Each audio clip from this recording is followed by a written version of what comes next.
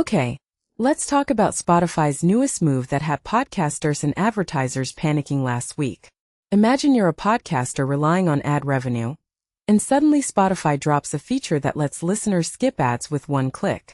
On the surface, that sounds like a disaster waiting to happen. But here's the twist. The people actually running ad campaigns and selling podcast sponsorships aren't losing sleep over this. Why? That's what we're unpacking today. And trust me, the implications go way beyond just skipping ads. First off, let's break down what Spotify actually did. They started testing a skip ahead button for some premium users, letting them fast forward through ad segments in podcasts. The key detail? This only affects pre-recorded ads embedded into the audio, not the dynamic ads Spotify sells directly.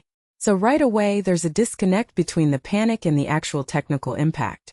But human nature being what it is, the initial reaction was pure chaos.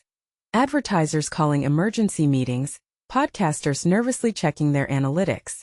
I mean, who could blame them? The idea of listeners ditching ads feels like a revenue nightmare. But here's where it gets fascinating. Industry leaders are shrugging this off. Dan Granger from Oxford Advertising, a giant in podcast ad sales, says ad skipping is scarier in theory than practice. And he's not wrong. Think about YouTube. Viewers can skip ads after 5 seconds, yet brands still pour billions into that platform. Why? Because targeting and engagement matter more than raw view counts. Podcasts have a secret weapon here: host-read ads. When your favorite podcaster personally endorses a product, it's not just an ad. It's a recommendation from a trusted voice. Those don't get skipped easily. Spotify's test doesn't touch those kinds of ads anyway. But the bigger point is that effective advertising isn't about forcing people to listen. It's about making them want to listen. Now let's zoom out. Acast CEO Greg Glendy points out that even on platforms with skip buttons, only about 10% of users actually skip. And that 10% is already factored into pricing. This isn't new math. It's just audio catching up to video's playbook. What's interesting is how this reflects Spotify's identity crisis. Are they a music platform? A podcast giant? A video destination? Their wait-and-see approach to features like this suggests they're still figuring it out.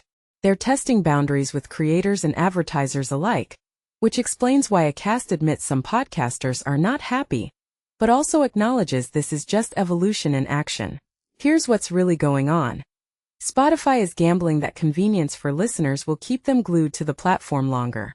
If premium users get addicted to skipping boring ads, maybe they'll binge more podcasts. And more listening time means more opportunities for Spotify to insert ads they control, dynamic, data-driven spots that can't be skipped. It's a chess move. Sacrifice some ad revenue today to lock in bigger gains tomorrow by dominating the podcast ecosystem. But this raises a question I can't stop thinking about. Where's the line between respecting listener autonomy and protecting creator income? Because if platforms keep prioritizing skip-friendly content, does that push podcasters toward shorter, punchier ads, or toward platforms that don't give listeners a skip button at all?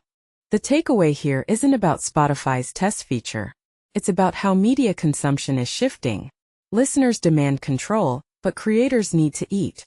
Advertisers want impact, but not at the cost of alienating audiences. Spotify's playing with fire, but they're also forcing the entire industry to innovate. Maybe this scary skip button will accidentally become the catalyst for better, more creative podcast ads. Or maybe it'll backfire spectacularly. Either way, this isn't the end of podcast ads. It's the end of lazy podcast ads. And honestly, that might be a good thing. What do you think? Should listeners have the power to skip podcast ads? Or does this set a dangerous precedent? Let me know in the comments.